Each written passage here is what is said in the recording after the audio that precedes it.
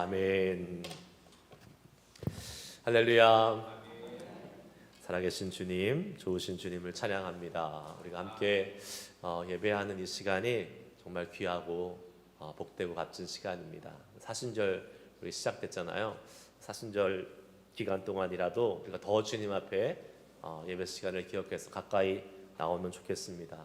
물론 우리가 집에서도 예배할 수 있고 집에도 하나님이 계시죠. 그런데 교회에 오는 것이 더 주님께 가까이 나아갈 수 있는 더 좋은 방법 중에 하나입니다. 더 자주 뵀으면 좋겠어요. 저도 보면 좋은데 하나님도 자주 뵈면 너무 좋겠죠.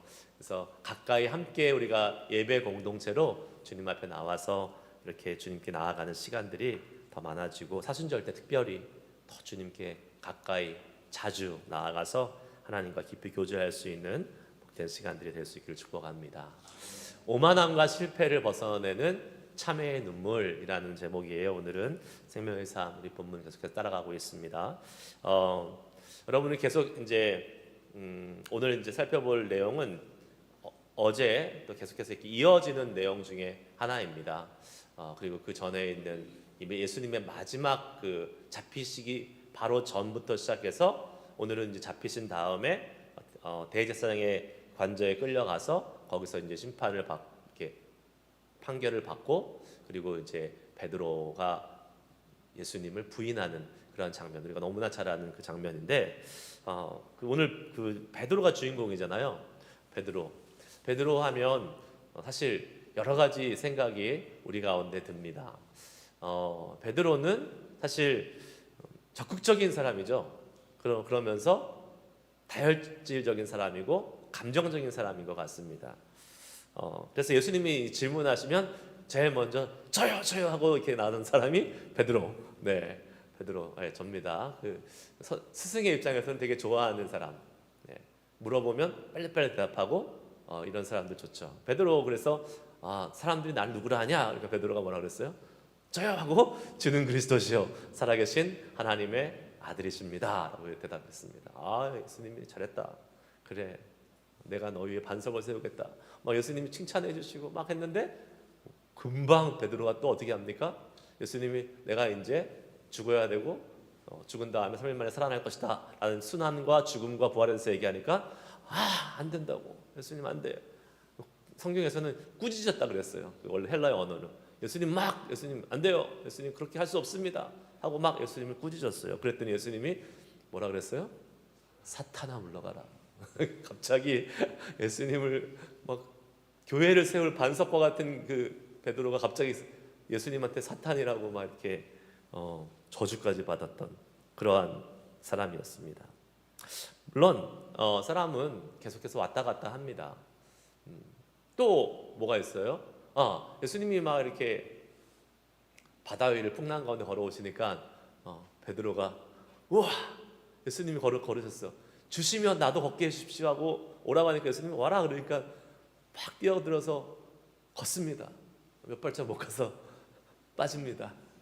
그래서 믿음으로 처음엔 걸었다가 의심함으로 금방 또 물속에 빠져버렸던 사람이 베드로입니다. 여러분, 이 베드로가 오락가락하죠. 믿음이 좋은 것 같다가도 어느 순간에 믿음이 있는 건가 없는 건가 할 정도로 속절없이 이게 너무 그 밑바닥을 보이는 모습이 보이는 게 베드로입니다. 그런데 이 베드로의 모습만은 아니에요. 우리도 그래요. 우리도 그렇지 않습니까, 여러분? 우리도 사실은 이렇게 있으면 다 토요일 이 아침 새벽에 나와서 예배 드릴 정도로 믿음 좋은 사람들 같이 보이지만 사실은 우리도요. 우리가 예상하지 못하는 상황, 또 정말로 기대하지 못했던 그러한 아주 정말 어려운 상황에 힘든 상황들, 아니면 오히려 너무 평안해서 너무 풀어지는 상황에 우리가 딱 노출이 되면 내가 정말 믿음의 사람인가? 라고 생각할 정도로 우리의 믿음을 의심하게 될 경우들이 있습니다. 저도 마찬가지입니다. 목사도 대단한 사람인 것 같지만 목사가 앞에 서서 여러분들한테 설교를 해야 되니까 제가 갖고 있는 저의 한계를 저는 또 나름대로 이 목회자로서의 사명 때문에 또 이렇게 이기고 또 주님을 의지하면서 나와서 이야기하는 거지. 저도 위기의 순간이 있고 어려운 순간이 오면 제 마음이 이렇게 막 흔들립니다.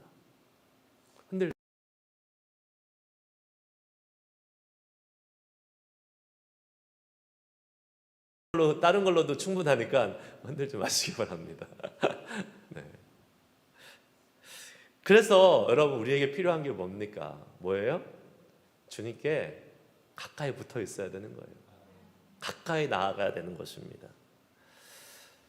우리가 예수님께 딱 붙어 있어야 돼요. 그러면 설령 조금 흔들린다 할지라도 빨리 다시 정신 차리고 제자리로 돌아올 가능성이 훨씬 높고 그 흔들리는 기간이 짧아집니다. 예수님이 요한복음 15장 5절에 이런 말씀하셨잖아요. 같이 읽습니다. 시작. 나는 포도나무요 너희는 가지라. 그가 내 안에 내가 그 안에 거하면 사람이 열매를 많이 맺나니 나를 떠나서는 너희가 아무것도 할 수 없음이라. 아멘. 믿으십니까 여러분? 나를 떠나서는 아무것도 할 수 없다. 우리가 외국에 가면 제일 힘든 점이 뭡니까? 우리가 만약 유럽 여행을 갔어요. 그럼 제일 힘든 게 뭐예요? 말 안 통하는 게 사실 힘들죠. 특히 그래도 유럽은 영어라도 통하지만 동남아 이런 데 가면 말 안 통하잖아요. 답답하고 아무것도 못 합니다.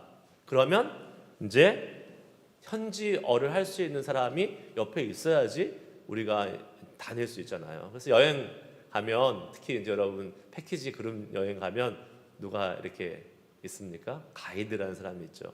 가이드가 뭘 들고 다녀요? 깃발을 들고 다닙니다. 그래서 깃발을 항상 들고 다녀요. 왜요? 뭐 하라고? 잘 따라오라고. 예, 잘 따라오라고요. 내 옆에 바짝 붙어서 잘 따라와요. 그래서 해외여행 가면 항상 하는 게 뭡니까? 숫자 세는 거예요. 내 옆에 잘 따라오고 있나? 몇 명 세는 것입니다. 우리 이스라엘 장면에 갔을 때 맨 마지막 거의 날쯤이 돼서 이제 그 예수님이 십자가에 달리신 그 십자가를 기념하는 골고다 언덕에 있는 그 교회에 갔었는데 저희 일행이 한 20명 됐잖아요. 그런데 저랑 한 명인가 두 명이 낙오가 됐어요. 사람이 엄청 많았어요. 거기 그냥 발도 못 디뎌요. 너무 사람이 많아가지고. 그런데 그 가운데서 잊어버린 거예요. 우리를 가이드해 주시는 그 분을 잊어버리고 우리 일행과도 떨어진 거예요. 그래가지고 전화도 안 되더라고요. 그때는 희한하게 또 위급할 땐 전화도 안 돼요. 그래서 한 2, 30분 계속 제가 막 찾아다녔던 기억이 나요. 하여튼 낙오되기 싫으니까 그래서 막 찾아다니면서 막 간신히 하다가 나중에 이제 연락이 돼서 만났던 기억이 있습니다. 국제미아 안 되려고 엄청 노력했던 기억이 납니다. 그러니까 거기서는 누가 제일 중요한 사람이에요? 예, 그 현지어를 할 수 있는 사람이 제일 중요한 사람이에요. 그래서 그분으로부터 안 떨어지려고 막 어떻게 해서든지 찾아보려고 막 노력하고 막 합니다. 떨어지면 불안하고 합니다. 우리는 어떨까요, 여러분? 우리 예수님부터 떨어지면 불안하십니까? 예수님부터 가까이 가고 싶어하는 그러한 간절한 열망이 여러분들에게 있으십니까? 있어야 돼요. 우리가 예수님 잊어버리면, 예수님 멀어지면, 예수님부터 떨어지면요, 성경은 뭐라고 얘기합니까? 오늘 조금 전에 읽었던 요한복음 15장에 계속 이어지는 6절 말씀에는 이렇게 기록하고 있습니다. 같이 읽습니다. 시작. 사람이 내 안에 거하지 아니하면 가지처럼 밖에 버려져 마르나니 사람들이 그것을 모아다가 불에 던져 사르니라. 아멘. 예수님과 떨어져 있는 인생, 예수님과 멀어져 버리는 인생, 어떤 인생이라고요? 밖에 벌어져 던져서 불에 사라지는 인생. 결국은 아무 의미 없는 인생. 우리 나름대로는 열심히 살아가요. 나름대로는 열심히 노력하면서 살아가지만 예수님부터 멀어져 있고 예수님부터 떨어져 버리면 그 인생은 아무 의미가 없는 인생이 되어버리는 것입니다. 벌어져 버릴 인생이라고 성경은 말씀하고 있어요. 그러므로 우리가 우리의 삶이, 또 우리의 인생이, 또 우리가 나아가는 우리의 신앙의 여정이 정말 가치 있고 의미 있고 킵할 만한, 또 정말 그것을 우리가 유지할 만한 그러한 의미 있는 여정이 되기 위해서는 반드시 필요한 게 뭐예요? 예수님 곁에 붙어 있는 것입니다. 예수님 곁에 딱 붙어야 돼요. 그런데 오늘 본문 말씀에 베드로는 어떻게 하고 있습니까? 점점점 멀어지고 있어요. 그리고 점점점 멀어지니까 어떻게 해요? 또 부인하고 또 부인하는 겁니다. 3번이나 부인하게 되잖아요. 마가복음 오늘 읽었던 본문 말씀보다 앞에 있었던 우리 어저께인가요? 읽었던 그 본문 9절에 54절에 이런 말씀이 있습니다. 같이 한번 읽어볼게요. 시작. 베드로가 예수를 멀찍이 따라 대제사장의 집 뜰 안까지 들어가서 아랫사람들과 함께 앉아 불을 쬐더라. 아멘. 지금 베드로가요, 그래도 양심은, 일말의 양심은 있었어요. 예수님께서 너희들 중에 나를 다 도망갈 거다 이렇게 하니까 나는 안 갑니다. 베드로와 그 제자들이 뭐 다 그렇게 얘기했지만 사실 베드로는 그나마 좀 낫던 것 같아요. 제자들은 다 도망갔는데 베드로는 그래도 예수님을 쫓아가긴 했어요. 어떻게 해요? 멀리서 멀찍이 쫓아갔습니다. 거기서 사내들은 공회의 그러한 신문을 받으시죠. 그런데 문제는 뭐예요? 베드로가 멀찍이 예수를 거리를 두고 갔다는 겁니다. 거리를 둔다는 건 뭐예요, 여러분? 내가 거리를 좀 더 저 사람 거리를 더 좋은 의미예요, 나쁜 의미예요? 안 좋은 나쁜 의미. 사실은 좋은 사람 더 만나고 싶고 더 가까이 교제하고 싶으면 거리를 두면 돼요, 안 돼요? 안 돼요. 더 가까이 갑니다. 더 점점점 가까이 가려고 그래요. 근데 거리를 둬라는 말은 여차하면 튀겠다는 거죠. 여차하면 나는 튀겠다는 거예요. 그러니까 그러한 자세와 그러한 태도로 신앙생활 하지 말라는 겁니다. 그러한 태도로 예수 믿지 말라는 거예요. 우리 그런 분들 계시잖아요. 적당히 예수 믿어. 아니요, 예수는 적당히 믿는 게 아닙니다. 신앙생활은 적당히 하는 게 아니에요. 가까이 붙어서 예수님께 딱 붙어서 하는 거예요. 그래야지 신앙도 잘하고 주님과의 관계도 깊어지는 거지. 적당히 예수 믿잖아요. 적당히 예수 믿는 사람 치고 신앙이 잘하거나 주님과의 관계가 깊어지는 사람을 본 적이 없습니다. 안 돼요. 제가 항상 말씀드리잖아요. 기왕 예수 믿을 거 제대로 믿어야죠. 기왕 예수 믿을 거 정말 제대로 된 예수님의 제자, 하나님의 사람이 되어야 되는 것이 우리에게도 좋은 겁니다. 예수 믿는데 한쪽 발은 교회에 있고 한쪽 발은 세상에 있으면서 맨날 어정쩡하게 막 예수 믿으면 그 사람도 힘들고 보는 사람도 힘들고 교회에서 그 사람을 끌어주기도 힘들고 다 힘든 거예요. 문제는 베드로는 지금 어정쩡하게 스탠스를 딱 잡고 거리를 딱 두고 지금 예수님을 따라가고 있었던 것입니다. 그러니까 어떻게 돼요? 대제사장의 하인이 한 명이 와서 나사렛 예수를 쫓아다니는 사람이다 딱 얘기하니까 베드로가 68절에 이렇게 얘기합니다. 68절 읽습니다. 시작. 베드로가 부인하여 이르되 나는 내가 말하는 것이 무엇인지 알지도 못하고 깨닫지도 못하겠노라 하며 앞들로 나갈세. 아멘. 일단 부인하고 그리고 그 다음에 어디로 갔다 그랬어요? 앞들로 나갔다 그랬어요. 이거는 처음에는 원래는요 이 베드로가 어디 있었냐면 성전 아랫뜰에 있었다 그랬어요. 이거는 근데 지금 앞들로 어떻게 했다 그랬어요? 나갔다. 점점 더 멀어졌다라는 겁니다. 그나마 멀찍이 있었던 곳이 성전 아랫뜰이었는데 더 멀리 지금 성전 앞들로 나가 버렸어요. 예수님을 부인하고 더 멀어졌다라는 겁니다. 우리가 여러분 아까 말씀드린 것처럼 베드로처럼 우리의 믿음이 항상 이렇게 탄탄하고 좋고 언제나 주를 위해서 헌신할 것처럼 항상 그렇지는 않습니다. 흔들릴 때 있어요. 우리의 믿음이 정말 나도 의심스러울 정도로 이렇게 막 흔들리고 어렵고 바닥을 칠 때가 있습니다. 우리의 말과 행동이 정말 주님의 믿는 사람인가 라고 의심될 정도로 이렇게 힘들 때가 있습니다. 실수할 때 있습니다. 어찌 보면 지금 베드로의 경우가 그렇죠. 일단 부인했으니까 그것은 실수한 거죠. 믿음적으로 봤을 때 실수한 거죠. 그리고 어떻게 보면 주님을 배반한 거죠. 그런 상황에 우리도 처할 수 있는 거예요. 그러면 그때에 우리가 해야 될 게 뭡니까? 우리는 그럼에도 불구하고 다시 주님 앞으로 가까이 가야 되는 거예요. 신문 받으시는 예수님, 산헤드린 공회에서 신문 받으신 예수님 앞으로 더 가까이 가서 그 예수님을 바라보고 있으면 우리가 어떻게 됩니까? 양심의 가책이라도 빨리 느끼죠. 하나님께서 다시 리마인드 시켜주시죠. 그 예수님을 바라보면서 내가 같이 함께 3년 동안 동고동락하며 교훈을 주시고 사명을 주셨던 그 예수님을 가까이 보면 내 마음속에 있던 그 실수와 죄악이 다시 한번 어떻게 해요? 이렇게 기억되면서 돌이킬 수 있는 기회가 생기죠. 그런데 우리의 인간의 본성과 또 사단은 어떻게 만드는지 아십니까? 실수하고 죄를 지면 더 멀리 도망가게 만들어요. 지금 베드로처럼. 그나마 성전 아랫들 이것도 먼 거였는데 더 멀리 지금 나가버리게 만드는 것입니다.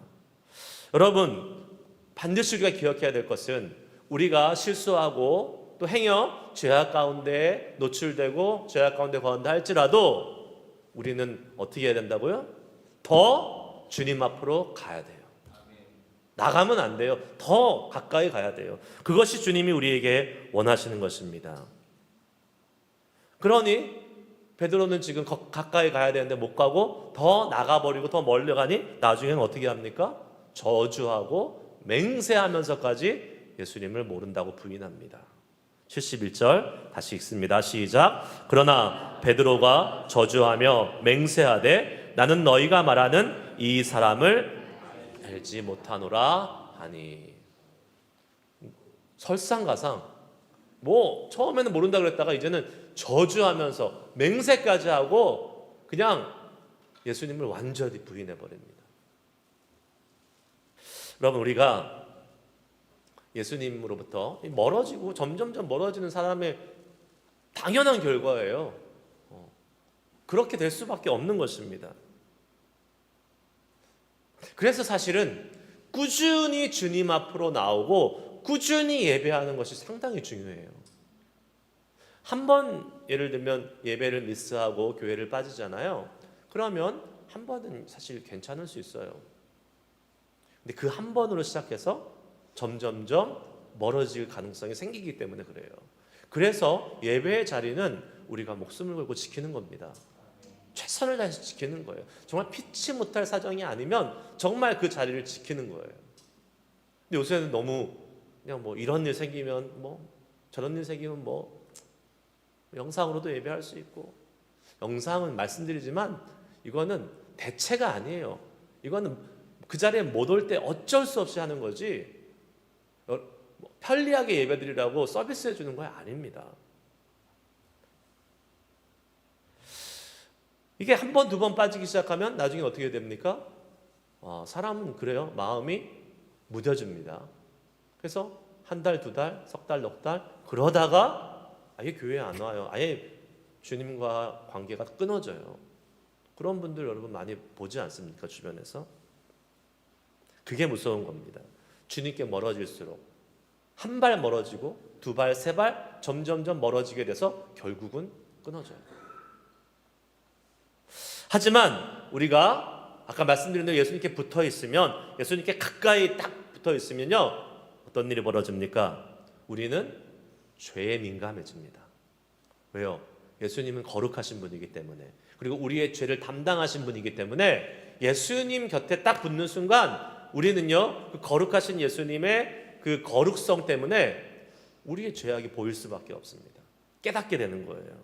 그래서 잘못된 길로 가지 않을 가능성이 점점 더 높아지는 거죠. 그래서 우리에게 필요한 건 뭡니까? 주님 곁에 계속 붙어 있는 거예요. 그래서 주님 곁에 가까이 있으면서 우리 속에 있는 죄성들, 우리 속에 있는 연약함들이 계속 발견되고 그것이 주님의 보혈의 능력으로 치유함 받고 깨끗함 받고 정결함 받고 그러면서 계속 주님께 더 붙어 있을 수 있게 만들어지는 것이죠. 그러면 우리 시대에 우리는 어떻게 주님과 가까이 붙어 있을 수 있습니까? 예수님 안 계시잖아요. 예수님은 지금 하늘나라에 하나님 우편에 앉아 계신데 우리는 어떻게 예수님께 가까이 갈 수 있습니까? 예, 우리는 지금 성령의 시대에 살고 있어요. 예수님께서 내가 너희를 떠나지만 내가 너희를 떠나는 것이 유익하다. 내가 너희를 떠나면 진리의 성령 보혜사께서 너희에게 오실 것이다 라고 말씀하셨고, 주님의 약속대로 성령님은 지금 우리와 함께하고 계십니다. 그러니까 우리는 지금 성령 하나님, 성령님께 가까이 가는 삶을 살아야 되는 겁니다. 그리고 그 성령님을 모시고 그 성령님이 늘 우리와 함께하고 계시고 그 성령님과 늘 더 깊이 교제하기를 소망하는 마음으로 살아가는 것이 예수님께 가까이 가는 모습이에요.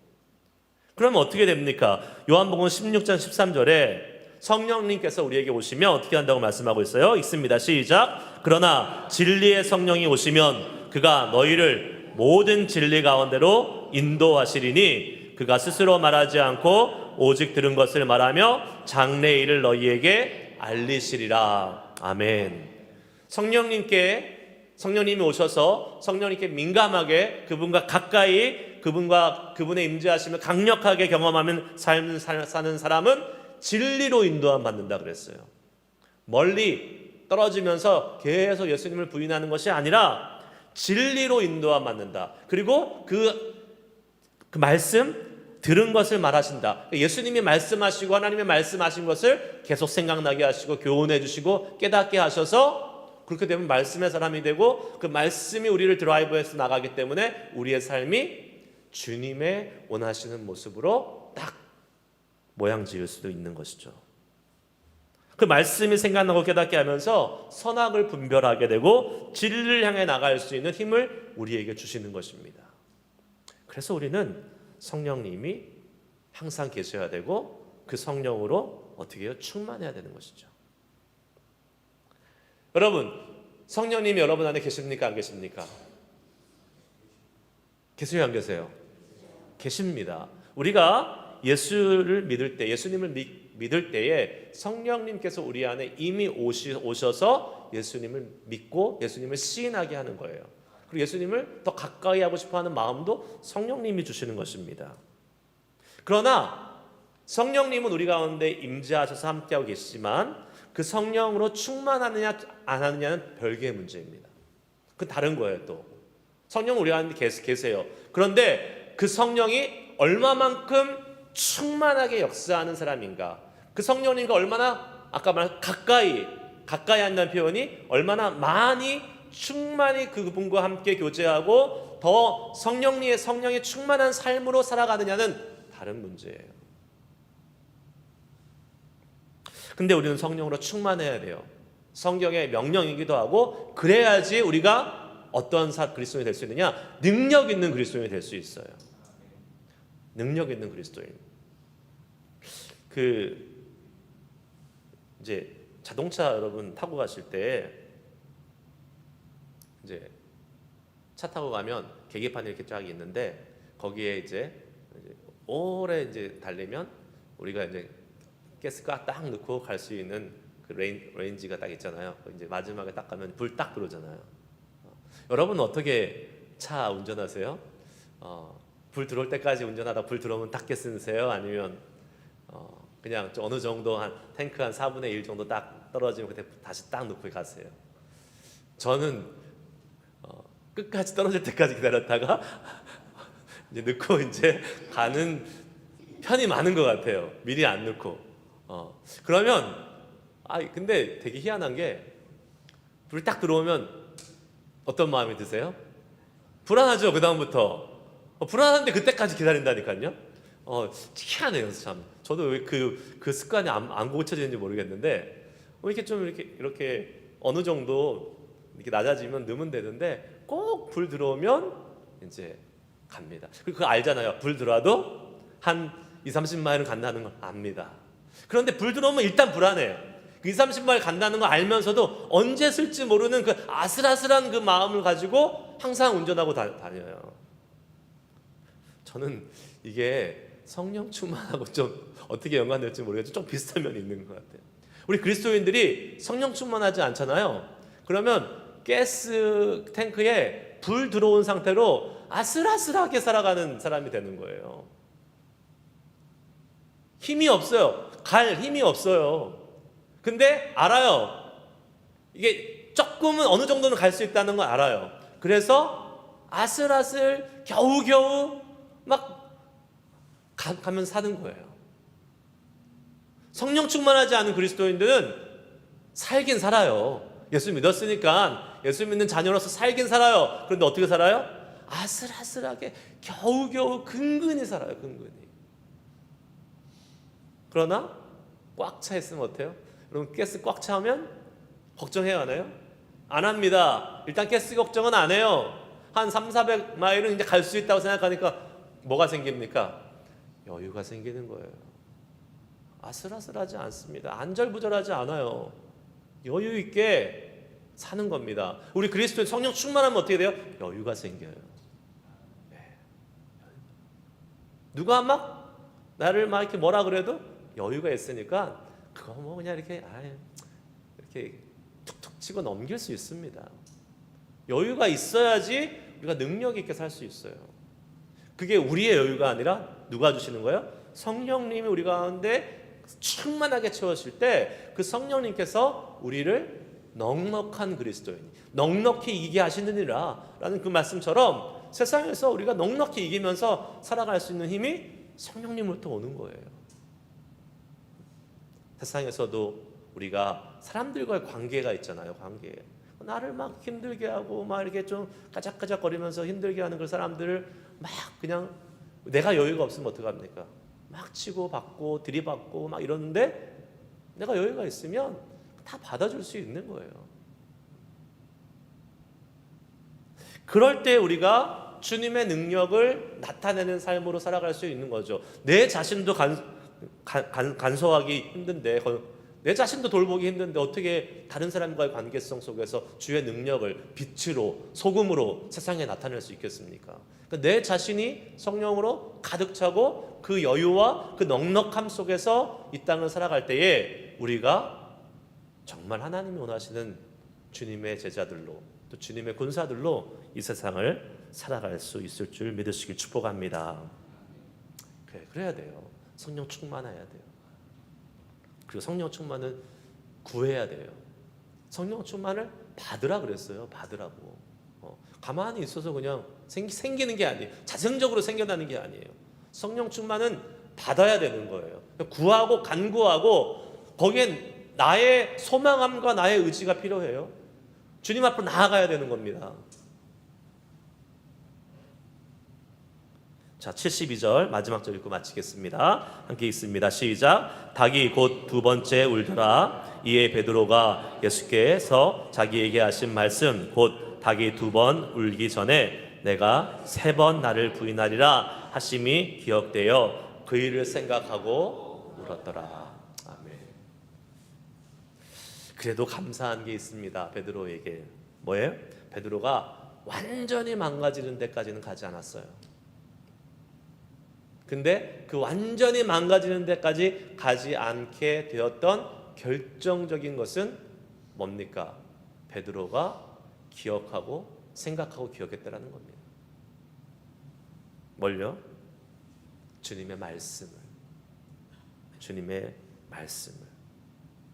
그리고 주님께서 나를 부인하리라 하리라 하심이 기억됐다. 그 말이 기억되면서 그 베드로 속에 어떤 그 예수님과의 추억이 다시 이렇게 리마인드 됐죠. 그 최후의 만찬에서 예수님이 수건을 두르시고 발을 씻어주시고 그리고 떡과 잔을 떼면서 먹여주시고 하는 이러한 예수님과의 추억 그리고 예수님과의 말씀 이것이 기억되고 생각하고 그 일을 생각하고 그러니 어떻게 돼요? 그 마음에 다시 그 주님의 사랑이 다시 생겨나고 다시 솟아난 것입니다. 그러니까 울게 되죠. 어떤 울음입니까? 참회의 울음? 후회의 울음?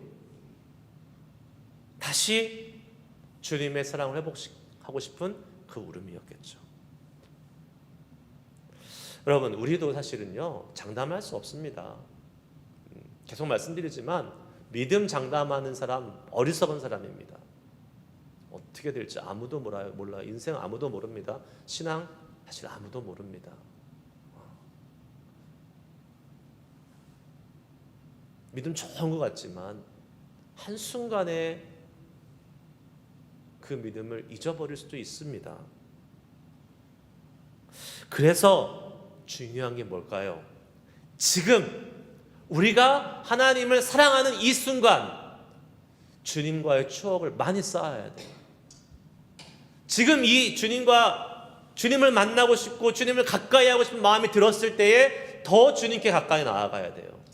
그래서 이 베드로를 다시 돌이켰던 게 뭡니까? 예수님의 말씀이고 예수님과의 그 추억입니다. 우리가 나락으로 떨어졌을 때에, 힘들었을 때에, 위기의 순간에 갔을 때에 우리를 다시 주님께 돌이킬 수 있는 그 주님과의 추억, 주님의 말씀이 없으면요 그냥 완전히 그거는 슬라이드 타고 끝까지 가는 거예요. 그러나 우리에게 이 주님과의 추억과 주님과의 이 말씀, 주님이 하셨던 일들, 주님과의 그 경험했던 그 간증들이 많이 있잖아요. 그러면 설령 내가 순간적으로 실수하여 믿음에서 멀어졌다 할지라도 그것이 다시 생각나서 성령님께 생각나게 하심으로 우리가 돌아올 수 있는 거죠. 지금 그래서 우리가 중요한 거예요. 지금 여러분 아침에 새벽에 나와서 이 토요일 아침에 하나님께 나와서 예배드릴 마음이 하나님이 주셨잖아요. 이때 주님과 더 깊은 관계를 쌓으셔야 돼요. 더 가까이 가서 더 하나님의 말씀을 마음에 채우고 더 하나님과 풍성한 그 하나님의 하실 일들을 경험하면서 그 추억을 쌓으시기를 축복합니다. 그러면 그것이 뭐가 되는 거예요?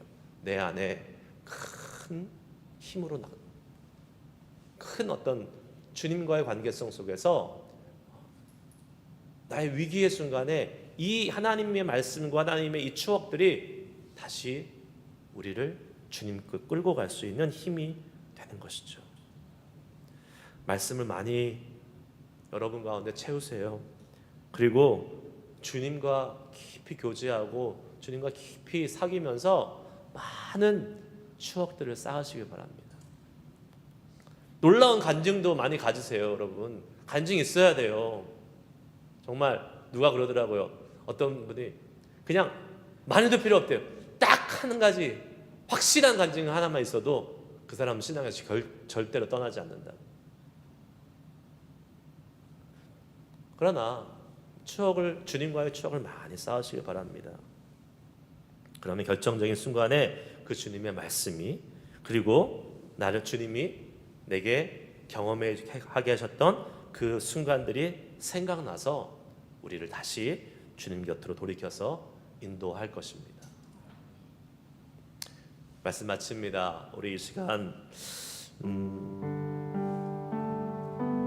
우리를 주님께로부터 멀어지게 하는 것들 있습니다. 그것이 사실은 나의 죄가 많고 내가 부족하고 실수하고 그래서 나의 어떤 그런 자존감, 또 하나님을 향한 또 미안함, 이런 것들이 여러 가지 복합적으로 주님 앞에 나가지 못하는 그러한 것을 만들 수도 있습니다. 또 영적인 공격들이 있어요. 사단이 우리를 못 가게 자꾸 끌어당기는 것들이 있어요. 지금 우리 사순절 기간이에요. 사순절 기간은 특별히 영적인 전쟁이 치열한 기간입니다. 왜 그래요? 모든 교회들마다, 모든 성도들마다 예수 그리스도의 십자가를 묵상하려고 막 준비를 하고 막 나가려고 그래요. 사단도 엄청나게 준비하고 못하게 지금 방해하려고 하고 있습니다. 그렇기 때문에 우리가 이 시간 기도해야 됩니다. 주님, 우리를 주님 앞으로 인도해 주시옵소서. 우리의 마음이 원이로되 육신이 약하여 하지 못하는 일이 없게 하여 주시고, 특별히 사단의 그러한 공격과 내 마음을 무너뜨리려고 하는 그러한 여러 가지 시험적인 요소들을 너끈히 이기고 주님의 십자가 앞으로 나아갈 수 있는 성령의 충만함을 허락해 주시옵소서. 우리 시간 기도할 수 있는 시간 되기를 소망합니다. 십자가로 가까이 특별히 나아가기 원합니다. 여러분, 사순절은 우리에게 주신 정말 은혜의 시간이에요. 십자가 앞을 계속 바라보면서 나아갈 수 있는 메시지, 또 그러한 영적인 분위기가 형성되는 기간이 사순절이지 않습니까? 십자가 앞에 서야 됩니다. 십자가가 예수님이잖아요. 그 십자가 앞에 섰을 때에 우리의 죄악이 드러나고 우리가 주님 앞에 회개하고 베드로처럼 그 일이 생각나고 우리의 연약함을 주님 앞에 내어놓고 울 수 있는 참회의 회개의 눈물을 흘릴 수 있는 그러한 우리들이 되기를 소망합니다. 이 시간 기도합시다. 하나님, 행여 우리가 주님으로부터 멀어졌던 적이 있습니까? 아니, 어느 정도 거리 두고 신앙생활을 한 모습이 우리 가운데 있지는 않습니까? 그거 주님 원치 않으십니다. 만약 내가 그러한 신앙생활을 했다면 주님 회개합니다. 내가 주님께 정말 가까이 가겠습니다. 제일 가까이 주님 옆에서 믿음 생활하고 주님이 주시는 말씀, 주님과의 추억을 많이 쌓는 그러한 사람이 되길 소망합니다. 우리 이 시간 그 믿음을 가지고, 그 소망을 가지고 기도하며 성령 충만 구하고 주님 끝까지 주님 옆에서 따라갈 수 있는 그러한 믿음의 사람 되게 하여 주시옵소서. 소망하며 기도하겠습니다. 정결한 마음 주시옵소서. 함께 찬양하고 오늘 말씀 여러분 주신 감동 따라서 기도하도록 하겠습니다.